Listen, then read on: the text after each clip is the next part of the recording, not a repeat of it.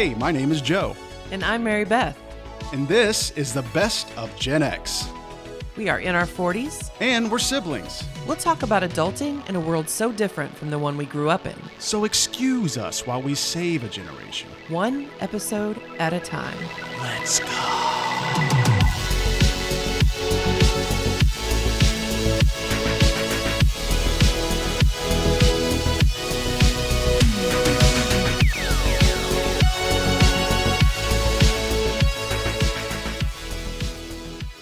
Hey, Joe. Hey, Mary Beth.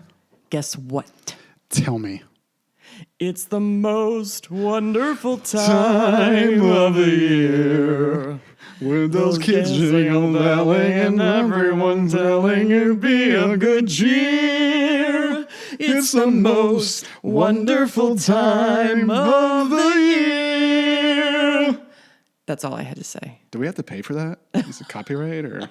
I'm sure it is.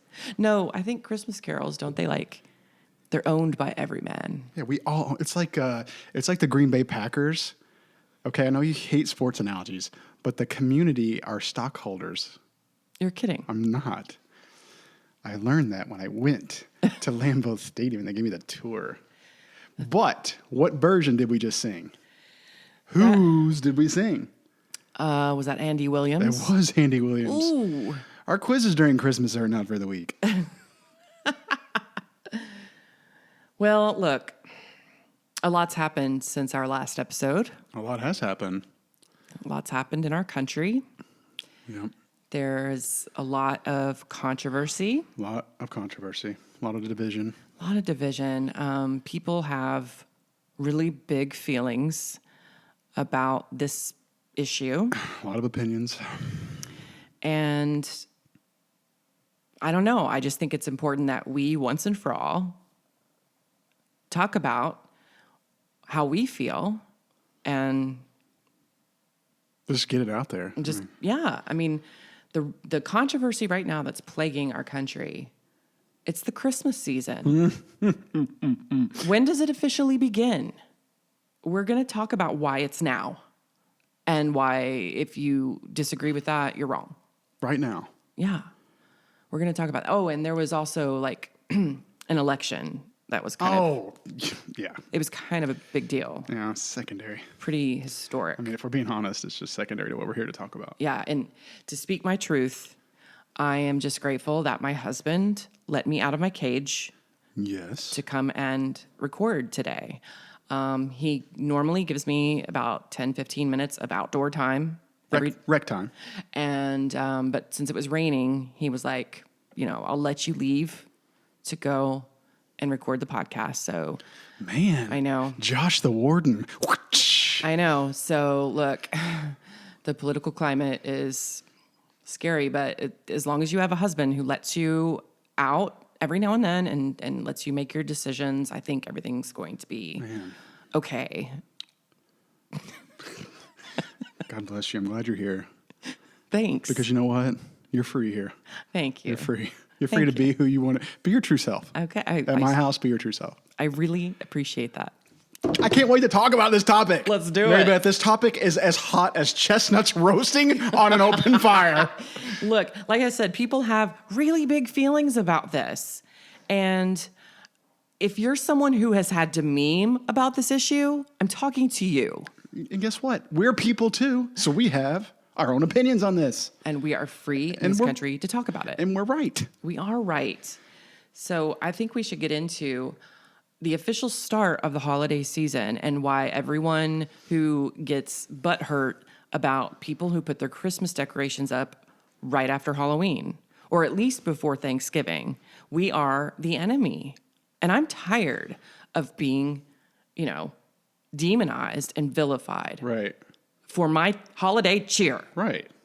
I'm not the antagonist? Right. We're not those people. We want to talk to the humbugs out there. Yes. We want to spread Christmas cheer, singing loud for all to hear. As early as possible. As early as possible. Now, I mean, personally, I don't see why Thanksgiving cannot be part of the glorious holiday season. We're being very inclusive. Okay? I mean, I I don't know when we've ever claimed that Thanksgiving deserves to be like totally ignored. I can tell you when we said that. It was never.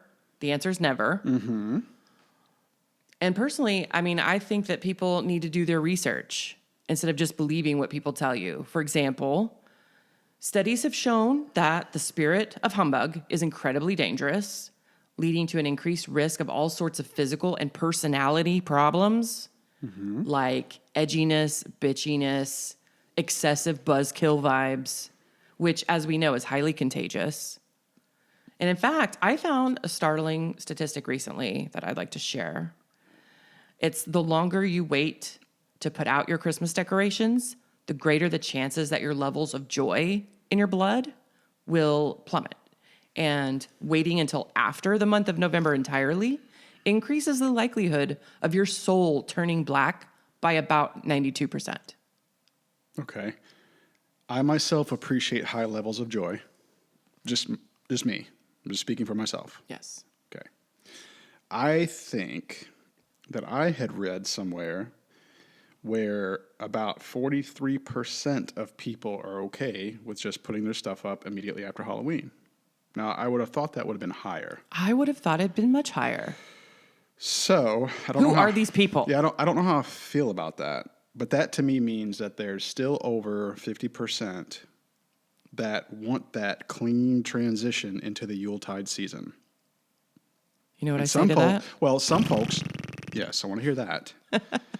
Some folks just want Thanksgiving to have its well-deserved due, which I feel like we give that. We do. Even though we decorate before that. Right. So to your point, it's the holidays. It's the season.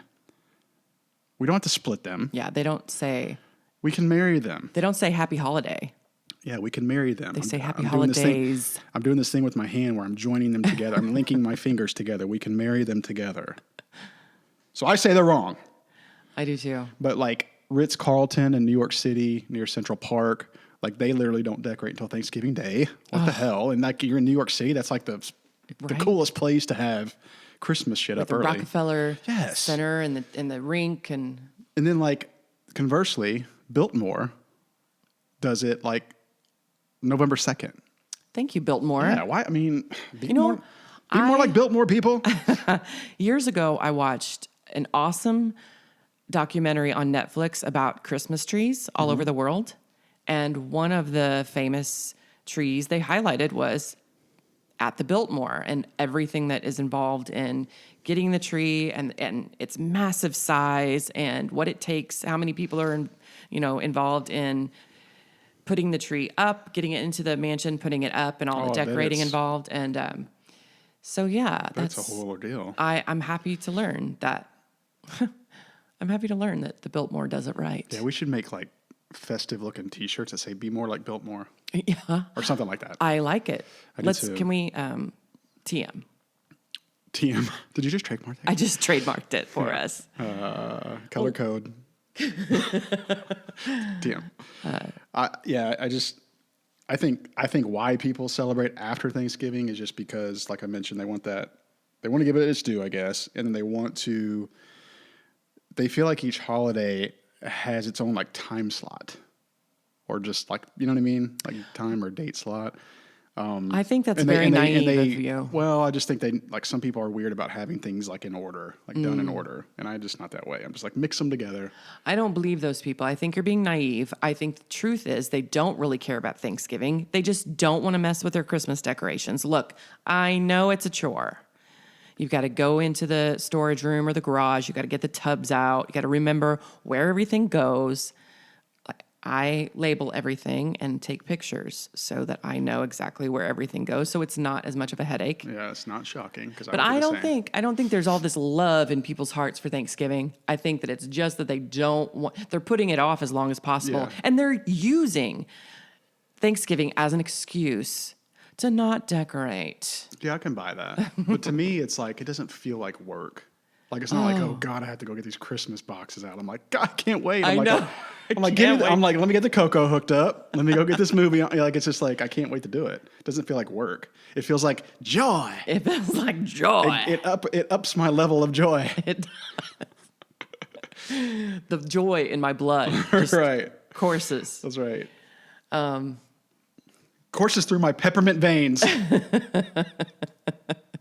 My veins full of fudge and sugary I'm goodness. telling you. God, I love it so much. Why I do I do love it so too. much? We're going to talk about why we love it so much. Well, personally, I think that Back off. We have our reasons. the reason that I want to begin decorating and begin sort of the celebration on November 1st, or as close to November 1st as possible, is because there is so much magic and joy, like we said, in the season itself, that I want to be surrounded by all of these beautiful things and sounds and scents that make me happiest. And I want that season to last as long as possible. So for me, it's November 1st to January 1st. I don't take my tree down right away. I probably wait a week after Christmas, but that's a very depressing time. It is. But I don't drag it out until like February, March, like some people. I get on it, but it is depressing and the house looks so plain. So I want to sit in my home and see the twinkling lights and, light the candles that smell like spruce and pine and, play Christmas music or bake or have a Christmas movie playing in the background. Like, I want that to last as long as possible. So I don't see the harm in starting on November 1st. There is no harm, Mary Beth. Let's be real. I know. But people seem to get really angry about it. Like, I went to the pit known as the Facebook, and this time of year, you see a lot of that, of people complaining about just the curmudgeons. The earliness. Yeah. Like, don't forget about Thanksgiving. It's like you care. You're just being lazy and you don't want to get your decorations out. Yeah. Real talk. Yeah. You just want people to think you're so deep about the holiday. Yeah. It's like, come on, it's not that big a deal. I would imagine there's a mixture of people that are being lazy. They don't want to get it done early because they don't want to put the effort into it. But maybe, again, I'm just trying to be a person for all people that listen to us, right? We clearly know I'm in your camp. But what I'm saying is, to be real, maybe people have things that have triggered them during the holiday. Like something triggered their emotion to where they can't get themselves to get excited about early. Like maybe something bad happened. This is true. Do you know what I mean? Yes. Maybe they lost a family member near Christmas and they're like, I just want to put it off. I get it. So I'm just saying, I think you and I agree that there's limited number of reasons or what's the word I'm looking for? Well, I get that, but I don't think that those are the kind of people who are angry memeing at the rest of us. There's a limited number of good excuses why you wouldn't, is what I'm trying to say. Yeah, there are good and bad excuses. So says we. Yeah, correct. Because we are right about everything. But I'm with you. It's a vibe. You and I grew up in the same house, and we clearly have the same influences and the sounds, the smells. Like what is it that ignites your holiday spirit, your Christmas spirit? What is it that you need to see or to hear or what? I need my house to look like Santa's workshop because I'm obsessed with that for some reason. And I want it to smell like sugar cookies, and I want it to smell like fresh pine, like you said, possibly some balsam and fir. Mm-hmm. I might have one of those candles. Mm-hmm. My record player has, the sweet sounds of Andy Williams. Now, can we just can I just out you a little bit here? For about a month, you have been sending us pictures of the records that you've been purchasing. 'Tis true. And you're like, so you've been really excited about this Victrola and what it's about to spin. Especially because I only got it for $40 on Marketplace. Steal. I got Dad the exact same one for Christmas last year, and it was more than $40. So yes. You are very fortunate. But yeah, I bought some records that once I got it and I knew that we would be celebrating Christmas at the house at some point, I thought, you know what? I probably had a couple of those Christmas CDs before, but they're scratched or this or that. It's been years. And I'm like, I have this Victrola. How cool would it be when people are congregating and having fun and we're watching Christmas stuff? How cool would it be to have my favorite Christmas singers or albums playing on the Victrola? So I got crazy. I went Andy Williams, I went Johnny Mathis. Absolutely. I went Bing Crosby. Bing. Because you got to have that. And I went Michael Bublé. But I may not be done.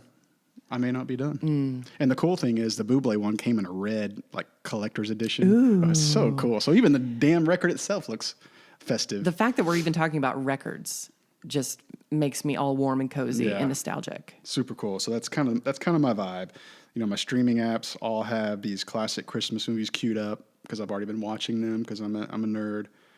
I do the same, and I'll tell you, a few years back, you know, once you move, you realize how important it is to let things go. And during our last move is when I finally transitioned all of my holiday movies I just kind of got rid of the DVDs and I have it all on my apps. Yeah. So I repurchased my apps. Worth it though. It is worth it. So you could just turn the TV on. Yeah. You throw it on your watch list. So you got your HBO Max Christmas movies on watch list. I've got some on Prime You Video. got your Prime. You got your Disney Plus has a few. So yeah, I've got them all covered. All the ones that we watched, I got covered in some shape or fashion. I'll tell you one thing about this early time of year, this early holiday season vibe that we've got. Something that's really made me chuckle. It was right after Halloween, and I was seeing this trend on TikTok where the husbands would be walking out their front door, and you'd see the autumn decorations on their porch and the wreath on the front. But then you'd hear, "Hi." Oh, Mariah came Yeah, in there. and then they'd stop and they'd look around and it says, "She's coming."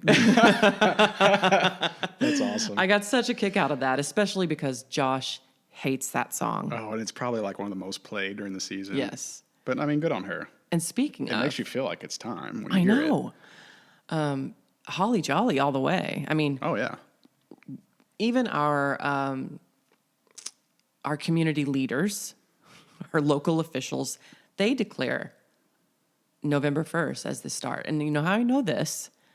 Because our radio stations start playing Christmas music on November 1st. 106.9. As I drove here, I was jamming away to some Kelly Clarkson Christmas. There's not a lot on the radio for Christmas that I don't enjoy, except for Elvis Presley's Blue Christmas. When I hear that, I want to blow my brains out. And I hate even feeling that violent during the season, but that's the only one that I will stop. I take That's that. not true. I know you. No, I take that back. I know take what that it back. is. Tell me, because I want to know that you know me well enough. Because I know I've complained about it. It is, and I feel the same way. Okay. Bruce Springsteen. That's it. It's You guys every been time. practicing real hard. Oh God. Santa Claus coming to town. And then he starts laughing. No. Yeah, those two. No. Those two could go away forever, and I will be just as jolly and just as happy and joyful. I actually enjoy I've always been. the Blue Christmas, the Elvis version of that. But you are right about. Okay, and I don't like I like the Blue Christmas a little bit more. I can tolerate that, semi-tolerate it. But the Springsteen, absolutely I'm not. out on that. I'm out on that. I agree. And one thing that I notice and that I feel very strongly about is that people will try to capitalize on the season by releasing what they'd like us all to think is a Christmas song. But let me say it once and for all, on the record, just having some jingle bells in the background doesn't make your song a holiday song. Is there one in particular It doesn't qualify. that's really triggered just the ones that you hear where, I don't know, some artist is like, I miss you, baby. Jingle, jingle, jingle. I miss you. When you gonna come home? It's like, no, this is a regular song with jingle bells in the background. You're trying to masquerade, and you can't fool some of us who are true believers. you? Right. There are some songs that aren't classic Christmas carols that have passed the mark just on their own excellence. Mm-hmm. All I Want for Christmas Is You, Mariah Carey, has to be up there. Has to be up there. Because that's a normal song, and she has jingles in the background, but it is filled with such jolliness that I have come to equate it with Christmas spirit. It makes me feel Christmassy. Oh yeah, I'm all about it. So that one has passed the test. Yeah, so I think Josh is wrong on that one. He is very wrong on that one. Yeah. But there are very few others that can cross over to become like legitimate Christmas songs. Yeah, no, I'm with you. I'm glad that you knew that was Bruce Springsteen, though. 'Cause I Here's cannot another stand that one. damn song. Here's another one that I think has crossed over successfully. And it's, oh, shoot. His name escapes me. He's the Beatle. Oh, the Beatle? Paul McCartney. Paul McCartney, geez. Simply having a wonderful Christmas time. That is a good one. That's a good one. That is a really good one. That one's a crossover. And Time is now. yeah. The hell yeah. Don't know the words, but I'm simply yeah. having. Yeah, I that one fills me with joy. Look now. Yeah, that's a good one. That's a crossover. But yeah, so like Christina Aguilera. Now she is a special case because she has taken legitimate Christmas music, Christmas songs, and ruined them to where they don't count anymore. So like if I hear the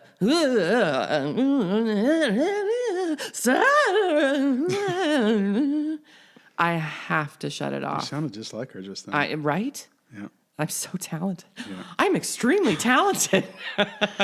But she does so much stylizing that you can't tell you're listening to Silent Night anymore. It's like you want it to be like, shut the hell up. Yeah. Give me Silent Night for real, for real. This is true, but then she's not sticking to her brand, which is what she's got. People have to recognize. Look, if your brand ain't Christmas, Don't do it. walk away. Yeah. There's other things you can be doing. Walk away, Christina Yeah. Aguilera. Yeah, we're Aguilera from like Pittsburgh. Yeah, I think we're like, I think we're pretty. I think you and I are safe to say we're purists. Like we're for the most part, and We are, and we have very staunch rules on, like I said, the crossover songs and what counts and what doesn't. right. Like we should be the true judges of what's really pure and traditional. What's not, because we know more than everybody when it comes We to this. do, because we have the Father we have. If you keep up with our episodes, you know that we have talked about our dad many times, and we have talked about his childlike, contagious, His whimsy. spirit and whimsy, and we had him on as our guest for our Halloween spooktacular for that right. reason, and for the fact that his birthday is right before Halloween. So we grew up. We get this honestly. Let's just say that, because Dad has always been about the holidays, and especially Christmas. Especially Christmas. Which is ironic because we joked about him not being around because before he was a teacher, he was gone a lot. He traveled a great deal. But listen, the dude, when he was home for the holidays, he was very present and very involved, engaged in the process. Engaged. Yes. Very excited. He always knew how to make it just right, just special enough, Always just made you feel like you were on Christmas break for months and months and months. I loved it so much as a kid. And I loved how goofy he was. Like he never took anything too serious, and he always talked to you about Santa and Rudolph. And I don't know, he did it right. However he concocted his strategy for us growing up in the holidays and getting in the spirit. Getting us excited. Yeah, he knew how to do it better than just about anybody I'd seen. I agree. Because if you think about it, when we first saw, not to jump ahead, but like when we first saw, Christmas Vacation, we'll talk about that kind of stuff down the road, but we were like, that's Dad. It's like he was Griswold before we realized who Griswold was. Not the handiest, Right.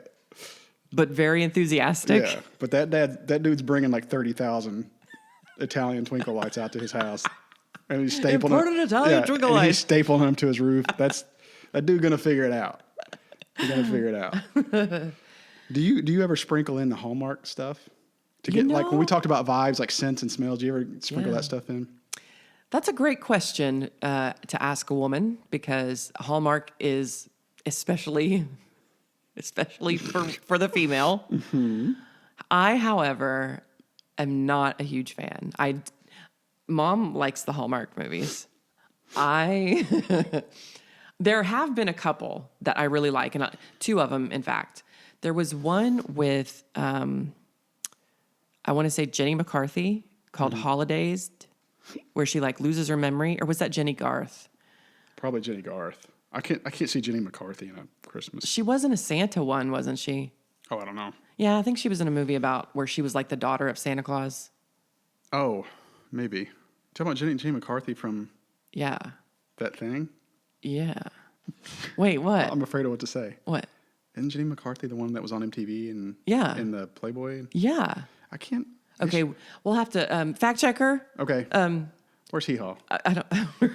Hee Haw Jockenberry, will you please fact check for us? But I believe Jenny McCarthy was in a series of Hallmark movies about her being the daughter of Santa Claus. But Okay. back to the movie I was talking about. Gotcha. Jenny McCarthy, called Holidays, where it's like DAZE, so she's in a daze. Oh, I knew what you meant. Okay, so there's that one, and then Holiday in Handcuffs with AC Slater and what's her face?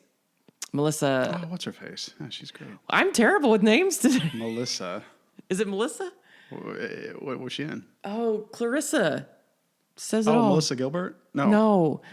Oh, jeez. What is her? I know who you're talking about. Melissa. Are you sure it's not Gilbert? No, it's. She was in Melissa and Joey. Hee haw. Can you please check? Oh my gosh. What the hell is her name? I'm gonna have to look it up right now. I have to look it up right now. Melissa. I didn't expect to talk about Hallmark. Yeah, so I'm off guard here. I can picture her face. I clearly know what her face looks like. It's not Melissa Ryan, is it? No, Holiday in Melissa Joan Gilbert, isn't it? Joan Hart. That's it. Melissa Joan Hart. That's it. Are you sure? I'm pretty sure. Forgive me, because I just adore that child. I think it's Melissa Joan Hart. See, I said Joan and you said Hart because it. Melissa Joan Hart. Yep. Mario Lopez. June Lockhart was in that one. So she's this quirky girl, and she has to convince her parents that she has a relationship with somebody, and so she handcuffs Mario Lopez and takes him to her parents' winter chalet for the holiday. That's crazy. And they fall in love. He's been in a few actually. Our man AC has. Yeah. I've seen a couple that I think are unique. But here is what I really love about the Hallmark movies. Because I have an opinion on them too. Well, I can sum them up in one plot line. Oh dang! You're gonna say exactly what I. Let's do it at the same time. Okay. Okay. A big city girl. I literally was gonna say. We'll just finish each other's. Okay. A big city girl. Your turn. A beautiful woman from a small town to the big city. She loses sight of what's important during Christmas. She gets sent to a small Christmas town where it's Christmas all year. And while she visits her childhood home in town, the town experiences some sort of financial inconvenience, or her family farm that usually doubles as a Christmas tourist attraction where people come from all over is in trouble because it owes 10 years worth of back taxes and they have 3 weeks to pay or they lose the farm. My turn. Sorry, mine was one sentence. My turn. And on this journey, while she's away in this small town where it's Christmas every day of the year, she runs into her old high school boyfriend who owns a bakery. Who looks like a lumberjack. Who looks like a male model who's in a Duluth Trading Company commercial. He looks like an Abercrombie ad, but he runs a bakery. But he also helps the family farm during the season to help with the tourist attraction. Right. So he's like a sexy Paul Bunyan. Right. At first. Who never stopped loving her, by the way. At first, they have a problematic relationship because she's too focused on the task at hand. And she's engaged to a shithole. No, she's engaged to an asshole in the big city. And he's too focused on being sweet and flirty. But as they continue to be forced to interact. And they're fighting all the time, which is super cute. Right. Joy to the world. But as they continue to be forced to interact, she starts having feelings, and he gets her in the Christmas spirit. And then she realizes what's really important. And saves the town. And somehow they come up with the money, and all is right with the world. And the woman decides to quit her job in the city and promises to come back to the small town. And work at the bakery. And they live happily ever after. Happily ever after. And they paid off 10 years worth of back taxes in like 3 weeks. Or they saved the big city company from coming in and bulldozing everything. Yeah, it's like, Mom and Dad, you don't have to move out of your house during Christmas. We didn't plan that. Hey, we didn't plan that. I think any of our listeners who know, if you know, you know. And that is your every Hallmark Christmas movie. Good stuff. I know we entertain people with that. You know how I know? Because we're talking about Christmas and we're always right. I don't even have to ask. That was so fun. That was fun. My house has been decorated, as you know, since October 18th because of my daughter's graduation party. Which was lovely, by the way. Yeah, I'm glad you had fun. I think the house is tastefully decorated for Christmas. So I'm pretty excited about it. It's gorgeous. It looks like a Kirkland's ad. A Hallmark Christmas movie? It looks like a Hallmark. It looks like a Hallmark Christmas movie, Joe. It does. Hey, I need to go. I have to open the bakery. I got to go grab my red and black flannel shirt. Wait, let me grab my knee-high boots and my really big scarf. That's right. Let me get my hot cocoa, though. Can't leave without that. I love it. Sorry. What? It's just funny. It's just funny because it makes me think of Trey Kennedy. If you follow Trey Kennedy on he's TikTok, amazing. He does these all the time. Oh, So yeah, he's funny. amazing. He's so funny. Yeah. Mary Beth, let me ask you another question. Yes. Have you ever tried eggnog? I may have taken a sip at some point in my lifetime, but I don't remember it. And I have no desire. It's pretty gross. It sounds completely gross. But so we talked about Christmas Vacation. Again, I'm not going to get it in depth. But when they drink the eggnog in his living room, I always thought it looked like it tasted amazing. It looks like it tastes great. good. It looks rich and creamy. It looks great. And out of his mousse. And Clark can't stop mug. drinking it. And I'm just like, that's got to be good. And the first time I ever tried it, I was like, bleh, bleh, bleh, Was it like drinking lotion? bleh. It was really gross, yes. It was something similar to that. So all I know about nutmeg, or all I know about eggnog. You said nut. I know. I've had some eggnog actually before Clearly. we started recording. Spiked. But what I know about eggnog is that it has nutmeg in it and eggs and I guess cream. What else? Is there there's liquor? Is there? Yeah, a little bit. Yeah, a little bit. But I don't know. It's really hard to describe the taste. I've only tried it once, and maybe it was just the carton I had it in. Maybe it was just You didn't make it, so no, it was in no. a carton. Maybe that was it. Maybe it was just the store-bought brand I bought or that I tried, and it was just like I was just disappointed. I was really wanting to get excited about it because I wanted to have like a big crystal, glass thing of it. Yeah, like like a Clark big does. bowl. Yeah, I just wanted a bowl. I wanted a big bowl of it where people could Like get a the punch ladle. bowl. Yeah, man, I really wanted to like it. I really, really wanted to like it. That's how I feel about New York. Yeah, it hurt my spirit. I really wanted to like it. It hurt my spirit when I didn't like it. But maybe I need to try it again, like in a different way. Like, by God, if it's Christmas related, I will find a way to like it. You know what? I'm gonna like it before Christmas. Okay. And I'm gonna have the glass bowl here. Okay. For the I'm going to do it. All right. And I'm gonna have the little sprinkly looking stuff that it looks like Nutmeg. Nutmeg. Thank you. Well, I know that nutmeg is in it. Well, I'm pretty sure. Now that I'm being recorded, I suddenly doubt everything, including my name. No, I think that's right. I think that's right. But I wonder if it's like the stuff you see, because the nutmeg is, I'm sure, mixed in and maybe sprinkled on top. But is that cinnamon? Do you put cinnamon like as a You probably could as a garnish? Yeah, you could probably freestyle it a little bit, but I'm gonna like it. I've made up my mind. I'm gonna find a way to like it. You should look on TikTok for recipes, eggnog recipes, and Gonna do it. if you put your own flavor. Ooh, what about grasshoppers? Grasshoppers. I wonder how many people haven't heard about that. I was just gonna ask, do we because we're different. We are very different, even though we are like the gold standard of holiday enthusiasm. Yes. However, growing up, I never remember any of my friends knowing what grasshopper is. And do we just call it grasshopper? Is it called something else? I don't know. But even if I've never heard anybody talk about that specifically and call it that, I've never seen it anywhere else. I've never seen it anywhere So I else. feel like it probably is called Wait. grasshopper. Then you know what's necessary? What? TM, TM. trademark. Trademark. Color code said documents TM. Okay. No one can take this. Yeah, it's amazing. It's basically Irish cream. well, it's like an ice cream, but it's very soft. So it's like an ice cream drink. It's almost like a shake. It's like a gelato. It's like the consistency is like a milkshake, but it's green. It's maybe just a tad thicker than a milkshake. Like a not a And rum. as you drink it in your champagne glass, it kind of melts and So gets good. really creamy. And it's green, of course, because festive. And it has mint flavor and Irish cream.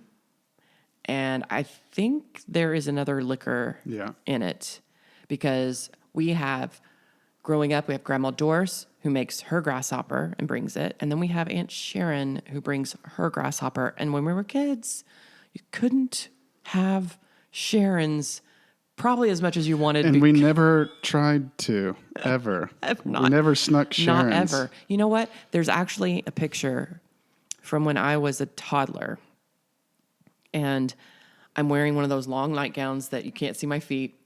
So I look like a floating little angel. Of course. That's what we all thought. And I had my hands on great-grandma's knees. She's sitting on the couch, and she is like feeding me a drink of her grasshopper because I loved it. And you puked. No, I'm sure. No, I didn't. I'm just teasing. But I've loved it. When I say I've loved it my whole life. It's amazing. It's one of the most amazing things ever.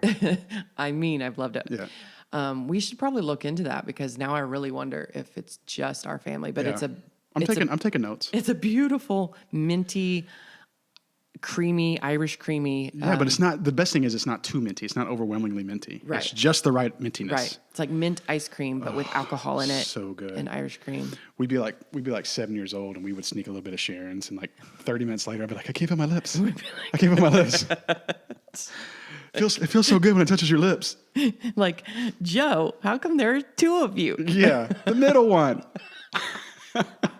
Hey, let's open presents. Joe, grab that one. Which one? The middle one.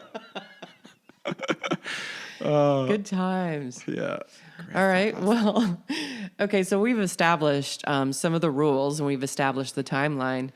Let's take a break. And when we come back, we're going to talk about some of our favorite Christmas memories. And I'm really looking forward to this part. you know. Yeah. And then we're going to talk about all I want for Christmas. It's not you, Joe. It's a few other things. Why not? You're stupid. You're stupid.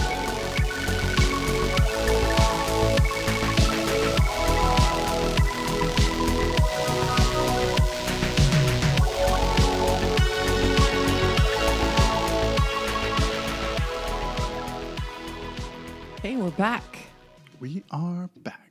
Just want to remind everybody that you can text us. You can click on the link just above our show notes on our webpage, and you can also email us at thebestofgenx@gmail.com. And I wanted to share an email we got from Jennifer out of Fort Myers, Florida. Hello, Jennifer. I've been there. She says, your recent discussion on advice to your 20-year-old selves was both enlightening and entertaining. Including your Gen Z daughters to decode their unique slang added an innovative touch. Wow. I know. Hey, we're innovative. Hello, Mr. Innovative. Hello, Mrs. Innovative. So thank you, Jennifer. That was nice of you to say. We had a good time with that one. Yeah, that's really cool. Also, we have to give a bit of a disclaimer. In this next segment, now I know that we do have some child listeners. And if you have children in the room, you're going to have to scurry them off if they believe in a certain Christmas Article figure who is very jolly and wears a red and white suit. We're going to be doing some spoilers on that issue. Right. So you've been warned that your kids should not be probably listening. I would remove them versus the earmuff strategy because you'll be standing for a while. Okay, and also wanted to give a shout out to our new listeners in Australia and Mexico. Good eye, mate. Hey, we're on almost every continent now. Muy importante. Good day, mate. Put another shrimp, Shrimp on the barbie. barbie. I mean, how, like, can we be, Dingo baby. Sorry. can we be more stereotypical? Yeah. Like, Can we be more important? sorry. That's awesome, though. Yeah, I was really excited to see that happen. Isn't that wild when you think about like when we first ever started talking about doing a podcast, and now it's like somebody in a different continent is listening to it? It's very, very surreal. It's so strange. It's really weird. But it's very cool. I mean, we're in. I know we've got some kind of base in Canada. Yo, Canada! Thanks for listening. And Singapore, as we mentioned in another episode, Great Britain, Romania, Ireland. So it's pretty awesome. We've expanded our reach, and we've expanded as to they say. Mexico and Australia. So thanks, guys, for listening. We really appreciate it. Okay, let's get into this. Okay. Would you like to start? I would. I want to say that, we're going to talk about some of the things that we really enjoyed in terms of like memories and experiences and moments, just little things that stuck with you, because I can't remember what I did 3 days ago, but I can remember vividly very specific holiday moments and things that we did or talked about. And that just goes to show you the impact that like mom and dad had on us and kind of how they celebrated, how we took that and how we celebrated with each other. I mean, if you think about it, it's amazing that 40 years have gone by or more, and you still have those same vivid like memories of and experiences of things that you did. So I just think that's amazing. I agree. And go ahead. Sorry. I was just going to say that some of our favorite memories and traditions we're going to talk about, I think we were very lucky to grow up when we did. Mm-hmm. I think that, it's weird to realize that we are now the vintage Christmas. Like, I'm part of a vintage Christmas Facebook group, and they post things that... Really? Yeah, so they post things that you would, like ornaments that you would see on grandma's tree. Oh, I would dig stuff like that. And you remember the old-fashioned Christmas lights that used to go on the big fat bulbs? Oh, yeah, 100%. So I'll just open it up with that. Like, seeing those old-fashioned lights and old-fashioned ornaments really gets me in a mood, man. It takes me back. Yeah, and it's not even so much as like what you would decorate your place. Like, 'cause No. I don't decorate my place that way, No, but like you're saying, it's got that feel to it. And I even love... It puts you in that space. I even love, like, tacky, gaudy. Like, the more, the better. I just applaud as I drive by at night and see the decorations, and you've got the floating things, like the big... inflatables, and mixing Christmas lights, mixing the colors with the whites. That used to be, according to Terry, and she's head of the Bling Society and knows all about style. Yeah, she wrote like a handbook of sorts. Yes. So we learned the rules growing up when we would, we'd put our pajamas on, and we'd grab a pillow and a blanket. We'd jump in the car. And as a family, Dad would drive us around for miles to see Christmas lights. And sometimes it was spontaneous. Sometimes we'd plan it, but it was so exciting. I mean, you felt like you were going on a cool field trip, and you got to see all the cool decorations and how people kind of like experienced the holiday season different than you, or the same, I guess. It was like a wonderland. Yeah, it was fantastic. And I still enjoy doing that. Yeah, and I almost, as adults, want us to call mom and dad and be like, can me and Meredith and Jennifer get in the back of your car? And just for old time's sake. Can we go do that? And just put some Johnny Mathis on? Yes. Yeah, wouldn't that be fun? Yeah, we're going to, hang on, let me write this down. We're going to do this. Mom and Dad, if you're listening, or when you listen, let's plan that. But anyway, I'm with you. Sometimes we would just be eating dinner, and Dad's like, you know what? Let's go look at Christmas lights. We're like, just on the spot. Let's do it. So exciting. And there was always like neighborhoods that we had to frequent because either the presentation was good or the houses were really big and pretty, or both.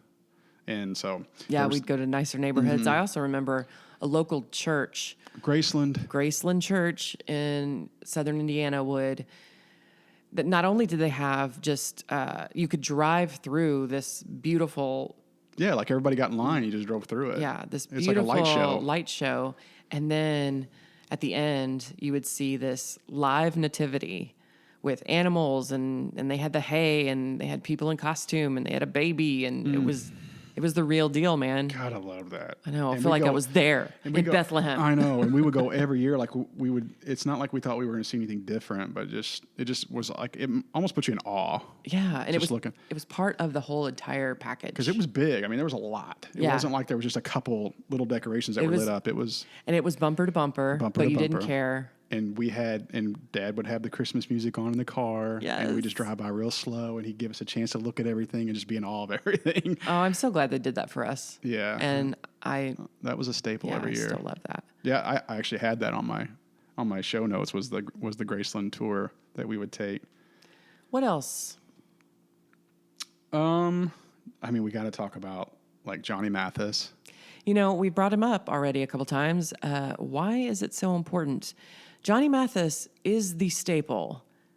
He must be in your holiday music collection. Yeah, he's got to be in the rotation. And if you don't know about it, why? Why don't you know about it? Why don't you know about it? And why don't you know every single word? Yeah, because you'll hear people from that era talk about him just as in general, as a singer, performer, whatever. But his Christmas album is the best. Hey, I'll be honest. To speak my truth, I don't know any other Johnny Mathis songs. You would. There's a couple that you would. I know I Get Misty. Yeah. So you would. But I only know that from that movie. Chances are you wear a silly green. Right. But And he did do the Growing Pains song. really? Yeah, we talked about that in another episode. Yeah, we did. Okay, good call. So yeah, his Christmas album is It's tits. It's tits. It's like none other. So good. His voice is so pure. Yeah, it is. Some people just like have that Christmas voice, some people are just born to sing Christmas Like music. Nat King Cole. Bing Crosby. They're Bing born Crosby. to sing that stuff. Like Yeah. I don't even want to think about them singing anything else. Like Johnny Mathis' Christmas album is the one that all the other artists imitated. Right. I love it. Yeah, so of course we were nerds, so we had to sing along with it, and Yes. we'd get kind of goofy with it, and that's still kind of been a joke, like a running joke on how Yes, it has. some of those lines of those songs, and so we were in the car singing our little asses off. Winter Wonderland. Yeah, and Mom and Dad would be laughing or singing with us. So eat your heart out, Von Traps. That's right. We killed it. We could have been on Star Search. That's right. So yeah, go ahead. I was going to say, speaking of music, I will never, ever forget Dad's Christmas rap. I had a keyboard. I do remember this. And it's one of those little keyboards that, you could press certain buttons and kind of just make your own beat. And the first time I heard this, and maybe we were all together in the car, but he played it. And we were like, who is that? That's awesome. And he didn't tell us at first it was him. And it was him. Yeah. It was He like wrote and recorded a Christmas rap. Now, unfortunately, I did set fire to Christmas one year. Put a pin in that. We'll put a pin in We're going to have that. a whole show talk about that. But so I think we've lost the tape. How awesome would that be if we But let's see how far it's like learning Gunga Din. Everybody who went to our high school who's Gen X can recite Gunga Din because we all had the same English teacher. Let's see how far we can go in Dad's rap. Are you ready? I'm going to try. Okay. I remember a couple lines. Okay. Baby Jesus, so kind and good, born in a Jewish neighborhood, laying in a manger with straw for his head. If I'd had my paycheck, I'd bought him a bed. I say, hey. I said, what? I said, hey. Hey. Something so kind and good. Or did we just say that? No.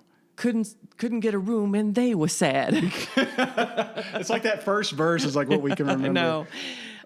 It was so good. And it talked Mary about and Joseph so kind and good. No. I don't know. So it talks funny. about them not being able to get a room in the inn and the three wise men. And oh man, yeah, he wrote a rap about the nativity. Yeah. So And if you got anything out of that first verse, you can only imagine how the rest of it. Was. And he did all his little stylizing. I say who? I say hey. I say what? And how it ended, he went, uh-huh. God, we were so like proud. We're like, are you famous?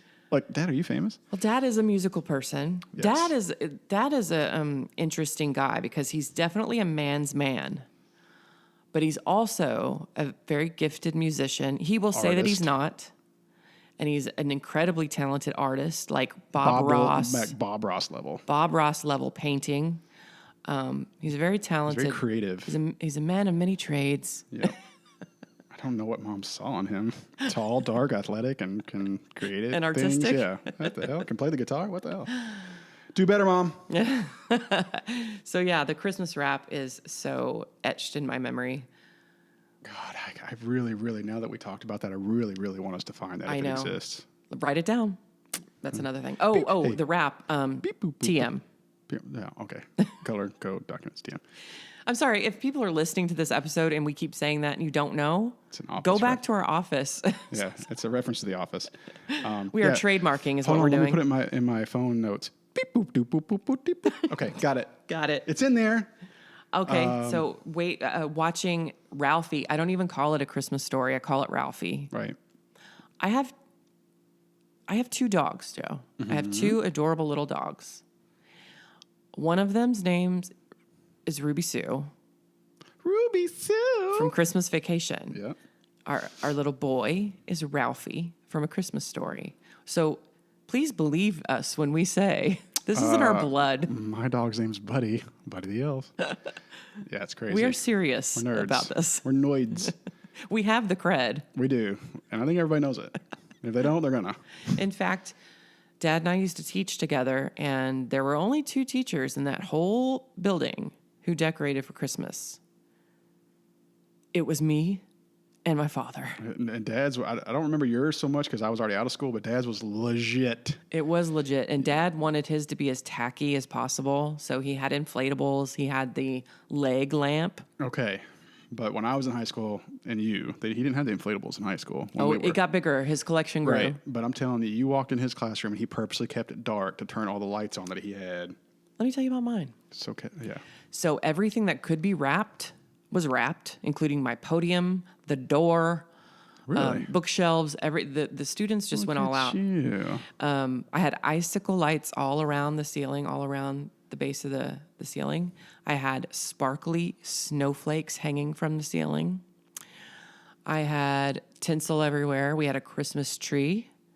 I also eventually invested, or I think a student donated one of those large, like when you go to a banquet and there's a coffee table and tea, and then those large urns for hot chocolate. So I had a hot chocolate table. So every morning I would recruit a student to go next door to the home ec room and rinse it out and get fresh water in it, and it would heat up in just a matter of minutes. Students would donate when the hot chocolate got low. They would donate, and I'd give them a couple extra credit points, no big deal. And so every morning, or really all day, it went all day. So the students would come in, the bell would ring, but we wouldn't get started right away. Everybody had to get their hot chocolate. We had marshmallows and...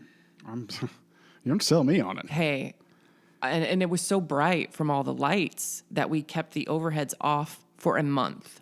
Oh my gosh. And it was so depressing in January when everything had to come down and the fluorescents were back on. And but the students loved going to our classrooms, and we only had seniors, the both of us. Yeah, I want you to recreate that. So it was like the underclassmen, were kind of like envious of the seniors who got to experience our classrooms. Like we were the building awesome. Griswolds. Man, that is awesome. Oh, it was so magical. For that one stretch of 4 to 5 weeks, those kids couldn't wait to go to school. I know. It was just so magical. Yeah, so cool. Good for you. Good on you. Yeah. What was some others? Oh, we used to have in our old house in the cul-de-sac, we used to have the real fireplace. I loved that because Dad would be like, all right, we're going to put George C. Scott on the Christmas Carol, and we would get old newspapers and we'd crumble them up and put them on the bottom of the fireplace. And Dad was real particular about how we did it. Mm-hmm. And then he had the kindling. He had the little pieces of kindling. He had to stoke the fire. Yeah, and then we put the big thick log. He had the process. And it would actually crackle. Oh. I missed the crackle. Yeah, and it was it had a lot of, it was all brick around it. Oh, I miss doing that. I miss that too, and it would smell like, God, I love that. Firewood. It would smell really good. I freaking love that. You mentioned George C. Scott. That's another thing that I wrote down.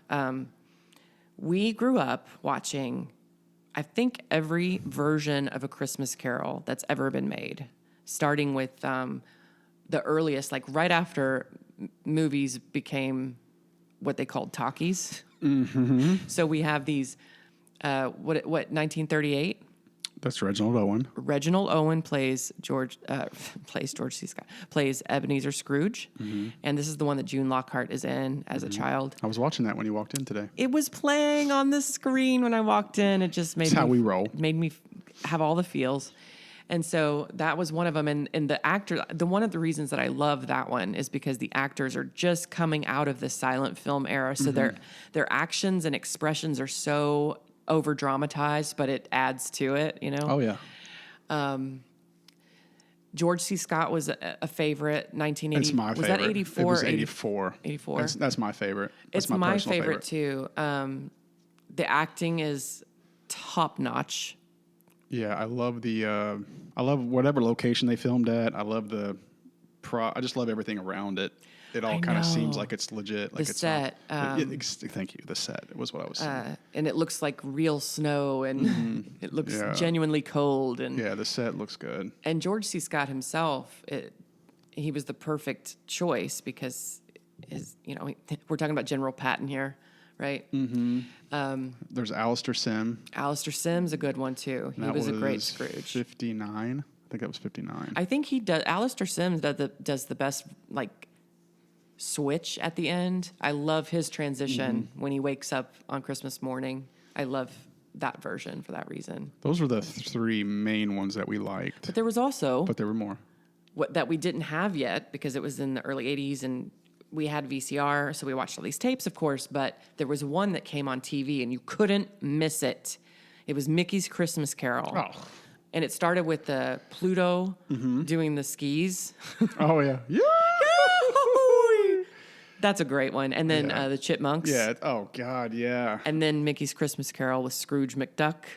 So good. Good call. Yeah, they had like these little shorts. So Yeah. Like, the one with the chipmunks was like 7 or 10 minutes long. And you had to be home when that came on. It came on once a year. You absolutely couldn't miss it. Speaking of that, there's the Charlie Brown Christmas. Never, ever missed it. There's the old school, like Rudolph with the claymation or whatever it was. Give me all the claymation. Yeah. Give me all the claymation that ever was. Because Santa Claus is coming to town. oh my gosh, the Drummer Boy. Oh, yeah, I was obsessed with that stuff. I still am when it comes on. Yeah, I mean, listen to me. I was. I What the hell was. am I talking about?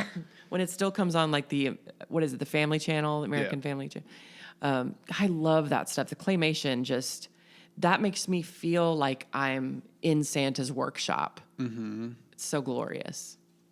What else did we watch? Well, obviously, we talked about Christmas Story, Ralphie, Christmas and the leg Vacation, lamp. A Christmas Story, Christmas which Vacation. now is on TBS on loop 24 hours. for Christmas. That's an awesome tradition. I actually remember, again, we were talking about vivid like memories. I remember going to the movie house, which was where you went to rent movies locally. Free popcorn. Yeah, and I remember you had they had the brown cases with like the beige in the middle. Yeah. And I remember one time we rented it and we took it back and we convinced them to re-rent it, and then we took it back again. And I remember you always had to see if there was how did they do it? They had the brown one in the brown case, and they had the actual movie behind it. And if the actual movie box wasn't behind it, then it was rented out or something like that. The movie box was on top, Okay. so you knew what movie it was. Right. And then if if it didn't have a brown case, If the case wasn't behind it, or if they had a clear case and it was empty, that's what it was. because they would put it in a different. I remember one time I got so upset because I wanted us to re-rent that or rent it or not re-rent it, but we wanted to go in. We were going in for something else, and I wanted to rent that because it was around the season. And I remember the thing wasn't behind it. I was like, So depressing. because you could just like watch it on demand like we do now. It's I like, know. It's like, what a glorious time to be alive, Joe. I know. I was so upset. No, I mean the fact that we grew up like that and we understand the anguish. No, I know. That's what I'm saying. Like, yeah. And now what that did to me, Like- because of people today, young kids today, they don't appreciate. They don't. appreciate being able to just grab your remote, flip on your TV, scroll through your apps, and watch any fucking thing you want. yeah. They don't understand what a treat that is for us. Yeah. So there was a lot of anticipation. Like it almost like worked in our favor because we were so excited for it to come back into the store so we could rent it. So it's like it just got you excited. Like the kids today don't have to get excited. They just flip, like you said, flip that switch and it's right there. Yeah. But we were like, God, okay, tomorrow, when they have to return it tomorrow, we're gonna come and rent it. But that feeling is still so ingrained in me that I don't flip through my TV apps and my movies and TV shows without that moment of gratitude. Like, this is so awesome. Yeah, I have that moment. We appreciate it. That Gen Xers understand. This is so awesome. But I just remember that. I remember us pulling the thing off the shelf and going, oh God, it's not behind it. I was so remember upset. back in the day waiting for Santa Claus. I remember in our early years, Mom and Dad didn't wrap anything. So we had sections under the tree. So like Jen would have her pile, I'd have mine, you'd have yours. I remember in our old house sneaking down the stairs in the middle of the night and seeing that Santa had come, but it was way too early. So I went back to bed and I was so excited because I saw a couple. I didn't even go down the stairs completely You to just look. want to see that it was there. I just saw that it was all there, and I saw I got a play dress. And anyway, I remember a couple of shifts that really shook me. So when Mom and Dad, and now I know why, but they, I guess, started shopping early and had to hide, and they couldn't always hide things, so they started wrapping our presents from Santa. Mm-hmm. You remember that transition? Mm-hmm. Like, you were really little, but they didn't used to wrap. It was all just displayed out, and it was awesome. And it shook me a little when the presents were wrapped. Because you're like, wait a second. Santa doesn't wrap the presents. He just has a bag of toys. So that kind of shook me, and it made me start to question. And then the end of A Christmas Story, when the mom looks at the dad after he gets the BB gun, and he goes, I had one when I was 8. And you kind of like, wait a minute. I'm getting the vibe here that the dad got him the gun. Wait a second. Now, Dad would go through a big production. Dad would pretend that he knew Santa Claus personally. He still says that to this day. Yes. He still says that. He said the same thing to our grandkids. Mm-hmm. And by the time the grandkids were in the picture, he would actually get online and track Santa on one of those websites where you can track Santa Claus. Tracker, so technology made his lies even more. The Nordic tracker, whatever it was called. Hey, look, he's in Birmingham. So technology made Dad even more cunning. But when we were growing up, he was very convincing that he knew Santa Claus personally. Not only that, but would sit and chat with Santa Claus. Yeah, he said he was his friend. Yeah. Sam's my friend. And that I talk to him every year. He got to pet Rudolph. Yes. And all the reindeer. And we would wake up the next morning and he would tell us these amazing stories. And I remember every year I'd say, Dad, wake me up. Wake me up, Dad. Don't let me miss it again. And every year he would disappoint me. He would break his promise, and I'd wake up the next morning and Santa had already come and I didn't get to see Rudolph. And he would do things like on the porch, like he would make it look like reindeer had stepped up to the house and stuff. And damn artist. Con artist, Dad. And so that sticks out in my mind. His stories just got more and more elaborate. Yeah. And it was so upsetting that he didn't wake us up. Yeah. So similarly, I remember, do you remember this time where, so on Christmas Eve night, we always went to his family's. Yes. And Christmas night, after we opened in the morning, we went to Mom's family. Yes. Dad's family is huge. Yes. Catholic family. People came from out of town. We would have 30 people, it seemed like, in the living room playing Pictionary. We were loud. It was competitive. Always playing games. We loved it. Even when I was little, I loved it. So much fun. We would sing. Dad comes from a rather musical family. Yeah. So I remember one time we left. I don't know, I was little. I was probably in second grade or so. And we left, and we're going down Highway 403. And I'll never forget, Dad was like, wait a minute. He looked up in the sky. He's like, I see Santa's sleigh. I think I see Santa's sleigh. He pulled over on Highway 403. That's a big highway. Con artist. He pulled over, and I was like looking out the window. I was like, Dad, stop. I wanted to see it. And he stopped. He's like, there, you see it? And I kept looking up, and like, I didn't see it. I'm like, what are you talking about? He's like, it's right there. He's like, oh, I think he's gone now. So like, cruel. Dad would do that crap, and I'm just like, damn it. Like, I'm like 8, but I'm in my mind, I'm going, damn it. He would always do stuff like that. And he pulled the I'm going to wake you up routine on me my third grade year. I think, I was getting a little bit older. But I would remember I went to bed. I had so much adrenaline going to bed that night because I was like, I'm oh going to my meet God, Santa. I'm a few hours away from meeting Santa. I could not believe it. Dad was like, I'm going to wake you up. He goes, I'm going to introduce you to Santa. I'm going to introduce you to Rudolph. And he was like, this is going to happen. I was so excited. I'd never And then been he so would excited. try to convince us that he did try to wake us up. So I woke up and I ran in there and I was like, Dad, you didn't wake me up. And he goes, I shook you. Yeah. You wouldn't wake up. Liar. I was like, no. Liar. I was crushed. I was like, oh my God, I got to wait a whole year for this. It's criminal. I was like, Santa was in this house. I'd be like, Dad, he was here. He was like, yeah, oh, yeah. He's like, I was in the living room, just sitting with him. Now, you mentioned third grade. In third grade, for me, actually, I had a classmate. There's always that kid. Yeah. Who wants to ruin it for everyone else, whose parents either didn't ever do the Santa Claus thing or told them way early, right? It's always like a Billy or like a Johnny or a...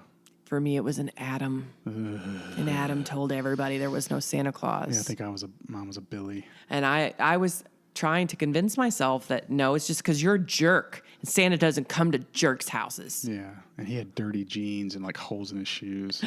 Like, get out of here with that shit. Miss me with that shit. I was so pissed. But there's always that kid. I was in music class and like Miss Jackson was like singing music songs or Christmas songs, and he's over there going, "Santa's not real. Hey Joe, Santa's not real." I was like, I want to fight him. My fist started clenching. I was like Ralphie with like the. And he acted so superior about it. Right. Like so intellectually superior. He was like, "You believe in him? Right. Do you believe that?" And he looked at everybody else and was like, "What a dork." Trying to make us feel like fools. I guarantee you I had better Christmases than him. And I had more fun and more joy. So that brings me to finding out. I remember finding out. I do too. Let's talk about it. Bro. But let's get through it quick. Because I don't want to believe it still. Let's rip off the Band-Aid. I still don't want to believe it. You know, I officially found out when you did. Like for real. Because you had discovered... Well, no, I think that they convinced you for like at least another year. Yeah, I was like a 4th or 5th grade. Okay, so I remember being in like 4th grade, and we found a stash of presents before Christmas in their closet that were labeled to Joe from Santa, to Mary Beth from... Yeah, and whose handwriting or was it? to us, to me and Jen Right. at least. I remember being in Mom and Dad's room. I remember Dad sitting with you on the recliner. You were sobbing. And Dad had to explain, well, look, Santa Claus only comes beyond, up to a certain age. And that's why we have presents for Bet and Jen. But Santa comes for you.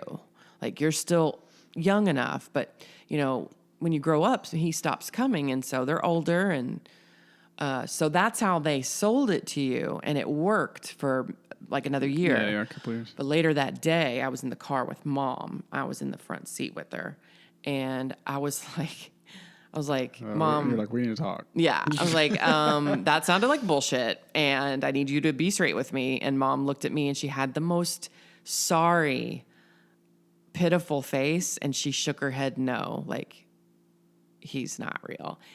And I took it like a champ, and I just sort of nodded my head like, yeah, that's what I thought. Yeah. And I looked away. I looked out the window, and it was like a Mary Beth cry. it was like a sad commercial where my tears were welling up and I couldn't fight them. And it crushed my soul. And I may take this a little too seriously, you think? But I have to say, finding out, now I still think it's worth it. Parents who say it's too cruel, that's why I don't tell my kids about Santa. Or here's the worst. The sanctimonious, holier than thou, self-righteous parents who are like, so that they don't go to school and brag to the other kids that they got a lot, we just get one Santa present. Okay. Right. We are Gen Xers. Hey, if you didn't get presents, you didn't get presents. Right. It was sad, I get it, but that's not how we grew up. And so... I just remember being very crushed. And I think that I remember a sense of magic and wonder, like literally floated out of my body. Mm-hmm. Like, it really is an important thing when a kid finds out. It is a big deal because it's when the child realizes that magic isn't real. And when that's a mic drop moment, and not in a good way for a kid. Again, still worth it because we have so many great memories, but finding out, I do remember feel that physically in my body, feeling like life is not what I thought it was. It's very eye-opening. I mean, is that how you felt? Oh yeah, I probably went to go find a phone book to search for licensed professionals to talk to after that. It was like it crushed me to like no end. To like, wait, does this mean the tooth fairy? Is it like, real? Hold up. Hold on. The like, Easter bunny? Easter bunny? Come on now. And At least wait give a us minute. the Easter bunny. So there are no elves, so there is no Santa workshop. Like all this magic in my mind just sort of vanished like a puff of smoke. And it was a very hard time, which is why I had such a hard time telling my own kid. And I can talk about that in a second, but tell me how you found out for real.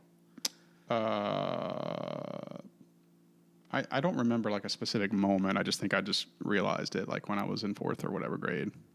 I just was kind of putting 2 and 2 together. I don't think there was like one moment where somebody was like, "Hey, it's not." I just remember you crying that year, and then lying to you about it. Yeah, I think to me it was just more of like a realization. Like I just came to grips with it.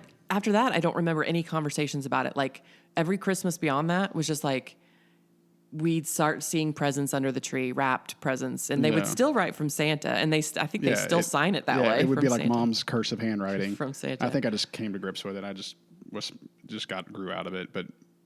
Probably, I say that, and probably Jennifer like gave it away because she had the worst poker face of all time. Right. She would stand there and like she was like picking at her fingers, and she'd give you that look like, he's not real. Yeah, Jen, you can't bluff, so don't ever try to. Don't ever try to play poker, ever.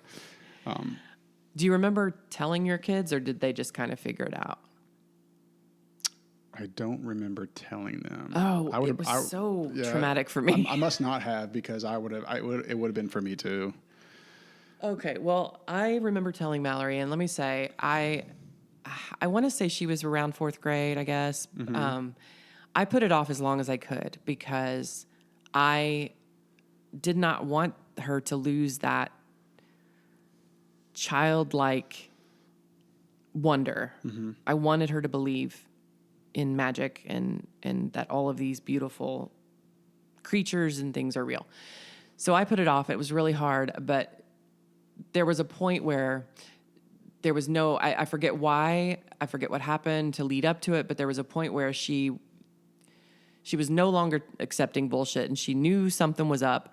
And let me preface this by saying my kid is more extra than extra.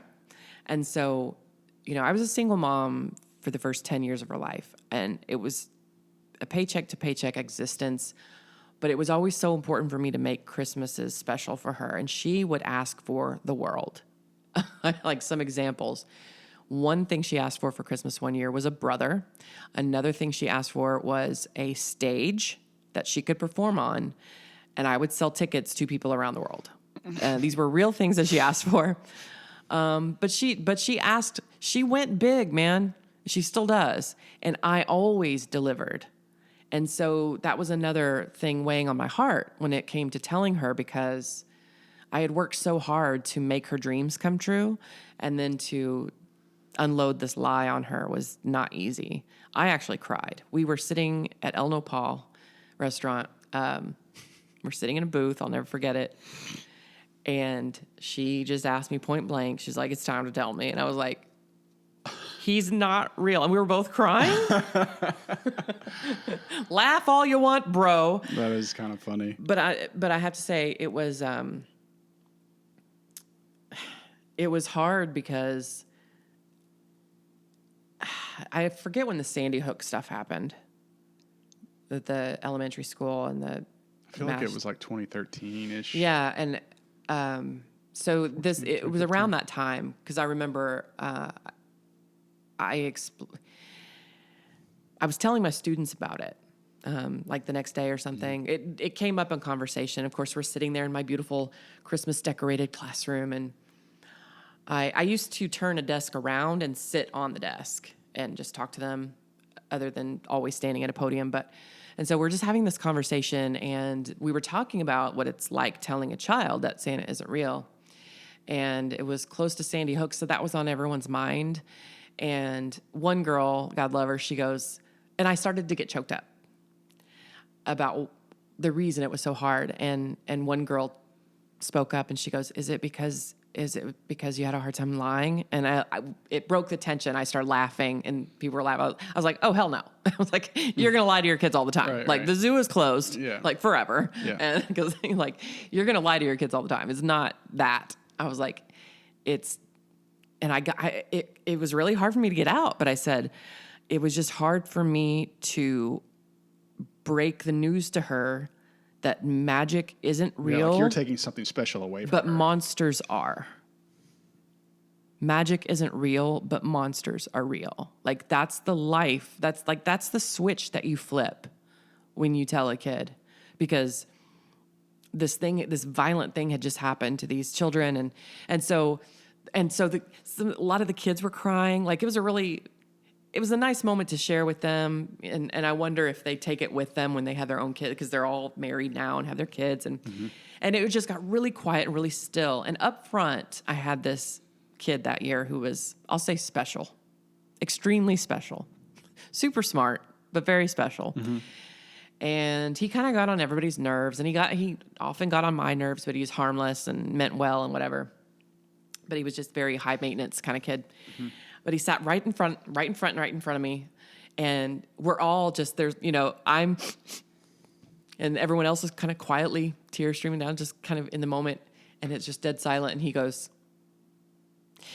"You're a really good mom."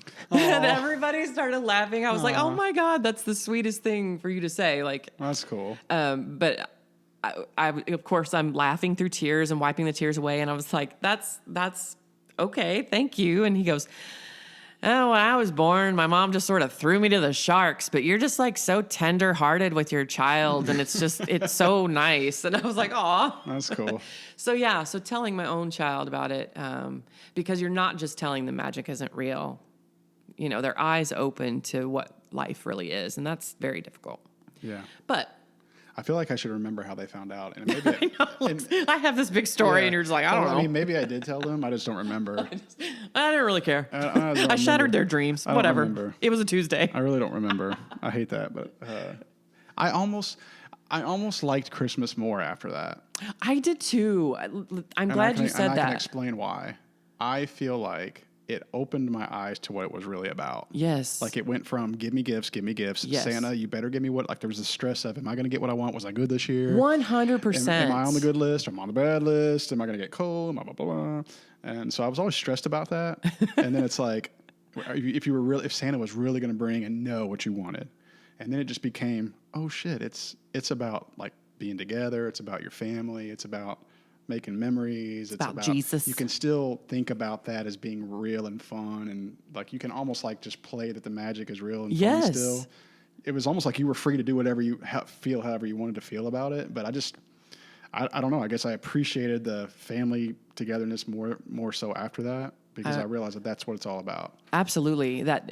I'm glad you brought that up, because I don't want to be a downer. Obviously, we're all about Christmas, and we're going to spend the next couple episodes on Christmas, and it just means so much to us. And we have to, keep it positive, because that is one of the things that you get to enjoy. Like you become part of the gift giving experience. And then you appreciate mom and dad more, because you take a mental inventory of all the ways that they surprised you year after year, and how they always came through when you asked for what you wanted. And that's one of the things that I explained to Mal, as we're sitting across from each other crying in this restaurant. I said, now that you can appreciate all the ways that I made your dreams come true, and have compassion for your classmates who don't have a quote unquote Santa in their life.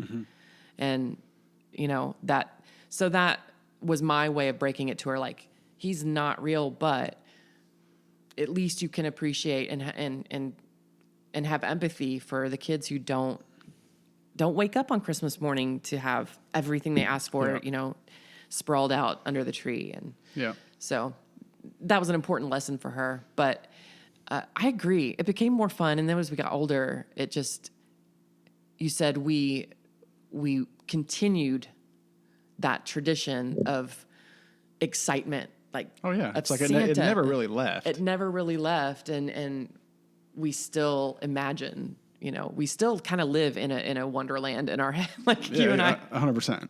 100%. I want to be a dentist. Yeah. I wanted to be Santa when I grew Hey, up. listeners, tell me what that's from. Anybody out there? I mentioned it earlier. Somebody out there shouting, Rudolph, Island of Misfit Toys. You cannot play in any reindeer games. Hey, do you remember the igloo I remember at our the North Fern igloo. Street house? It was legendary. Legendary. We had a VHS video of it to prove it. It was the greatest thing.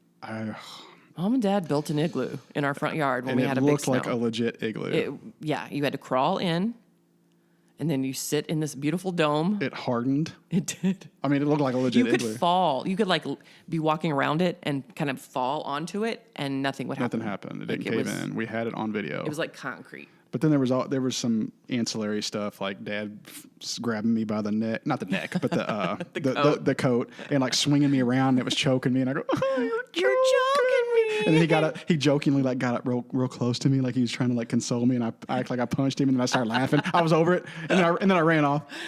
Though I'm so glad we got that on tape. Yeah. Where are those tapes, by the way? We have to have those. But then like our neighbor Brandon came, and he had his little cowboy boots on. He kept slipping. That may have been another casualty of the fire. Probably. But God, that was amazing. That was fun. The igloo. It was Yeah, legendary. I All the think neighbor kids came. Yeah, I think I was like in kindergarten or first grade. I was really little.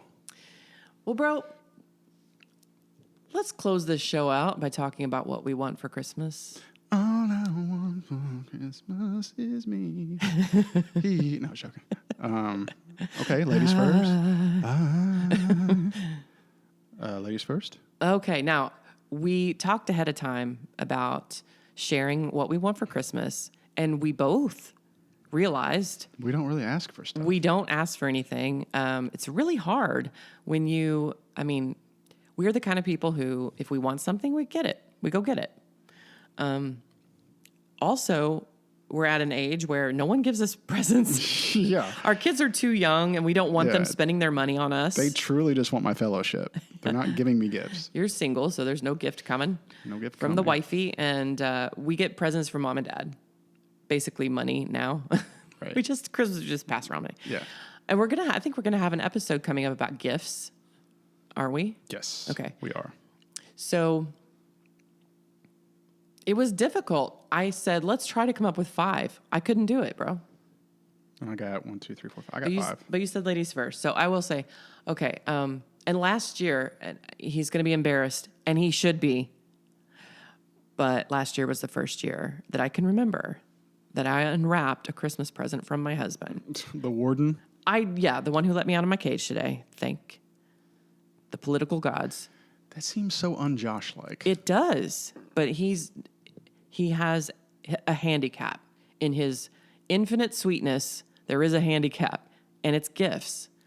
And we've talked about before how gifts are kind of uncomfortable sometimes. It's like you feel that reciprocity that Sheldon Cooper talks about. Yeah. But at a certain point, I think it was this past birthday, I think I told him, this was a super dud. Like, my birthdays are usually dud. This was a super dud. You need to, And I think when we were on vacation, it came up somehow between me and mom.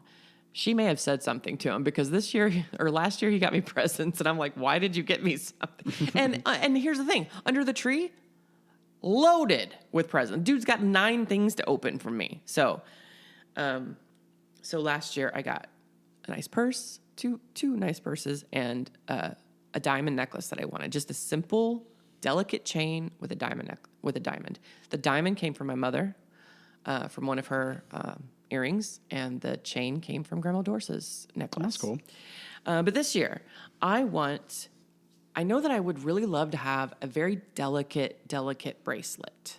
One that kind of stays on, that doesn't get in the way of anything, doesn't make noise. Mm-hmm. it's a chain, but not a chain. I don't want to see like a chain. I just want it to be really light and delicate. No stones, just like a silver, maybe, or maybe two. Like, You don't want a huge, obnoxious Christmas charm bracelet like No. Molly Shannon in the Santa Claus? No, I don't. She goes like I that. used to have the Pandora, but you'd add the I have charms. no idea what that means.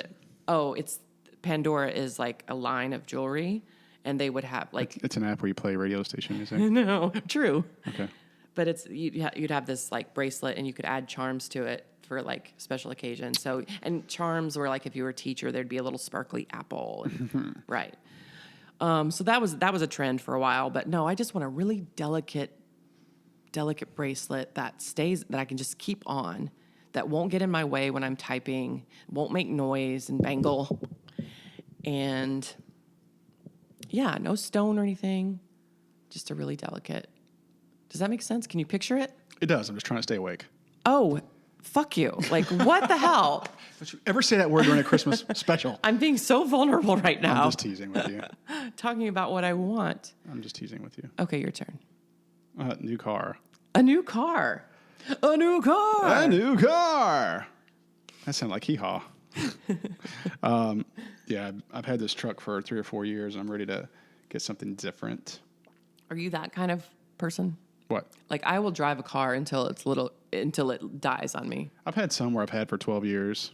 I've had some that I've had for 6-ish. So on average, I'm usually like a 4 to 5 year guy. Yeah, I'm a pay off the car and drive it as long as possible kind of person. We're kind of due. Knock on wood. I want the truck to last. Well, my garage is, I think, when they built it, it's a little smaller, or not smaller, but shorter. Hey, I've noticed we can't fit our truck. It's just a Tundra, and it's not a huge Tundra either, but we can't fit. So I parked it in there one time, but it barely hit across the top. What is it with new garages? Yeah, so I want something a little bit shorter. Maybe like a luxury Lexus like mom and dad has, something like that. I don't know. So that's one thing. And I don't have to do it like right this second, but at some point this year. A Cubs hoodie, which is very boring. I'm a big Cubs fan. There was a Cubs hoodie that I saw online that I really, really liked. So I was like, oh, I need to get that.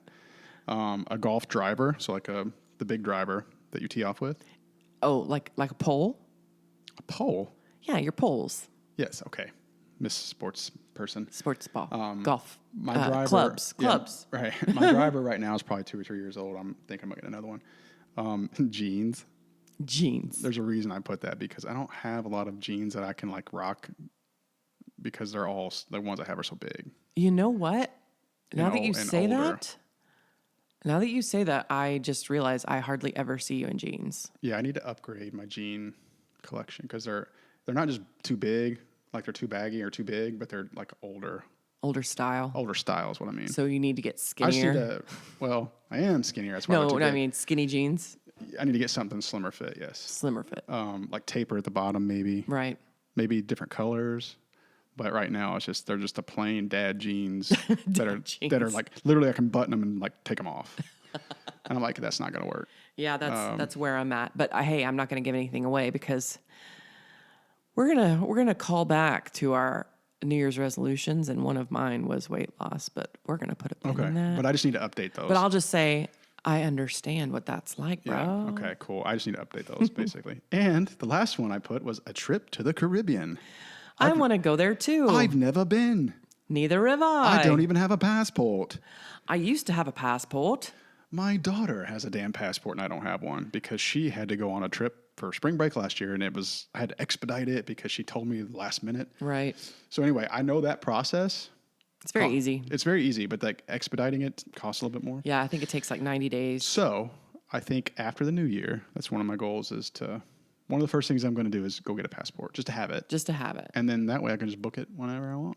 Obviously, it'll have to be after basketball. That's so exciting. Where were we recently? Oh, you and I made a little trip to Hobby Lobby. Yes. We saw a print of some kind of Italy. Oh, yeah. Was it the Amalfi Coast? Yeah. Yeah, and we were talking about that. We were talking about taking a trip to Italy. Yeah. Just the two of us. Well, why not? Josh, is that cool? Warden? Warden? I was like, you really want to take a trip with me? Yeah. I Like, would, in a heartbeat. Yeah, we would have so much fun. We'd have almost too much fun. I know. Imagine us in Italy, just like at a winery Yes. and doing our podcast from there. Yeah, with like a real pasta and like a real like bread and Gelato. yeah. And people are like riding around those little like Vespas. Yeah. And we say things like molto belle. Montebello and cobblestone roads. Oh my gosh, that would be so cool. One of these days, someone from Italy is going to listen, and they're going to hear this, and they're going to say, That is true. They're going to say, "Come stay. I live in a village." I was going to say, and they're going to email us, and we're going to have free lodging. we're gonna have free lodging. Look, see what we did? It'll be like Everybody Loves Raymond. Yeah, we'll have an old Italian woman bathing us. Yeah. They'll email us, and I'll reply. Should we book our trip now? Yes. Nice to meet you, though. By the way. Hey, we could do my favorite Christmas movie, The Holiday. We could do a house swap. Yes, they're gonna come here, and we're gonna go to their villa That is off the Amalfi Coast. amazing. I want to do that so bad. I really do. Let's put that on our bucket list. Okay. Bro. And I would really love to do like Ireland and Scotland. Oh, I want to. I want to layer up, and I want to just go to like a small little village town, and I just want to sit in a pub with the locals. In Edinburgh. Yeah, and I want to go and sit in a pub with the locals and drink dark beer and just Go through an old bookstore and smell the old books. and talk like Harry Potter the whole trip. Joe, something's happening right now. I can feel Hey, it. wait a minute. Are we doing this? Are we doing this? Another reference to The Office. We are constantly referencing The Office. I don't know why we wouldn't do this. Oh, wait a minute. Are we doing this? Are we doing this? Bro, I feel the energy in the room just shifted, and I feel like something's happening. I feel like we are planning this. We're planting seeds for our trip to Europe. We are. Oh my gosh. Oh my God. Wait a minute. What was our episode about? Oh my gosh. Wouldn't it be great to go at Christmas time? Listen, I worked with someone who last year was invited as a chaperone to go with her niece on a 2-week trip to Europe with her class and everything. And she was so excited. I was excited for her. I was like, I'm going to live through you. I can't wait to see pictures. I want to hear everything. And she described Ireland, and she said, what she said just has stuck with me and made me want to go even more, because that is where we come from. Right. That's our ancestors. Dad's mom's maiden name is O'Brien. And we have a lot of Scottish. And I use Irish Spring. And I mean, there's Highlander in this blood. You didn't appreciate that joke. I got it. I got it. I'm just. I got you. So she described Ireland like this, and she was struggling to find the right words. And she said, the land is alive. The land is breathing. We're going. I know, right? We're going. I mean, when she said that to me, I could feel it in my bones. But like, I feel like Jennifer should go with us too. Jennifer would get lost. Jennifer, there's Mom. Where's she going? I wish Savannah was like out of high school now. No, Jen is very okay. So we're kind of alphas. Jen is a beta. Would we call her a beta? Is that? Yeah, I think so. She's very docile. Right. She would do whatever we said. Right, but she holds stuff down at home. Like she's the. Oh, I know. She's right? the queen, matriarch, whatever. Absolutely, the probably strongest woman compared to my mom that I know. But on a trip, just the three of us, like she would just do what we said. she'd be down for anything. Like. But that's the kind of companion we need. We'd be like, hey, we're going to take a train to Romania to see Dracula's castle. She'd be like, okay. Yeah, okay. No, that'd be fun. Dude. And okay, so let's really get serious about that. Okay.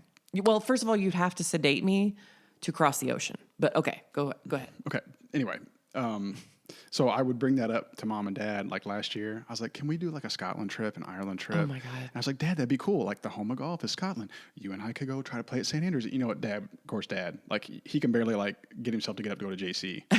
And Dad was like, well, that's a lot of money to spend, for only being there for whatever, a week or whatever. And I'm like, Dad.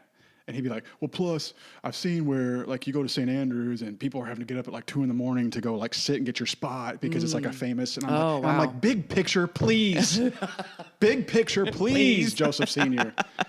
God, it's like, that's what you're not going to go for? But you walk away going, I went to friggin' Europe and I saw the beautiful things I've always read about and seen on TV. Yeah, I was like, I don't even care if I play there. I just want to walk by it and stand there, and I just want to take it all in. Like, I want to stand on a cliff in Great Britain somewhere. I just want to stand on an oceanside cliff and let the wind sweep my hair back and watch the waves crash into the rocks. And I want to go see like the really old constructed like universities, and I literally want to go sit in a pub and drink with the locals. Yes. And have them like in the corner, those guys playing like the little Irish like music and stuff. Oh, that'd be so cool. Bro. Like I feel like a little leprechaun. I'm like playing like the leprechaun music. Okay, so Australia. We would be super touristy too. I would be in like I would wear like a leprechaun hat, and I would have like a 4-leaf clover pin. Hey everybody. And a t-shirt that is green with white print that says, I'm not from here. Right. I'd wear my Luck of the Irish t-shirt or something. Kiss me. Yeah. Or my Lucky Charms. I have a Lucky Charms t-shirt. I cut grass in it.